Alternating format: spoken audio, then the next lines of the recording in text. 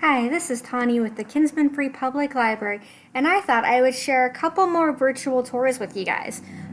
Today's virtual tours are inspired by ghost stories and creepy feelings. Both the Catacombs in Paris and the Winchester Mystery House offer virtual tours of their sites. The Winchester House actually offers a 40-minute video tour of the house itself, where you can watch them go through the rooms and listen to all the cool facts and history in the background of this house, which is really creepy. If you don't know about the Winchester House, it was the house owned by the family who created the Winchester gun. And when the husband died, the wife thought the ghosts were after her, and the only way to prevent the ghosts from coming after her was to constantly build onto this house. So there are like dead ends and doors that lead nowhere and closed off rooms for no reason, staircases that go into walls. It's a wild ride. So I would totally recommend watching this medium-ish tour if you're more interested in that side of what's going on.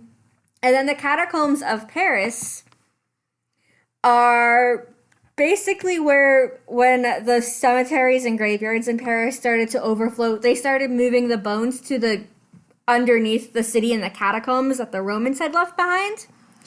And there were just tunnels and tunnels and tunnels upon tunnels of bones and bodies and carvings and all sorts of really cool things. In order to do the navigation for this, you can click and drag to look around your surroundings. But they also give you this handy dandy little arrow that lets you move to the next room, where you can continue to explore and look. You'll probably start coming across lots of different places that are like cordoned off and stuff because it's such an expansive network of tunnels that people have actually gotten lost and their bodies are never found, or it takes decades and decades and decades for someone to come upon the poor person's remains.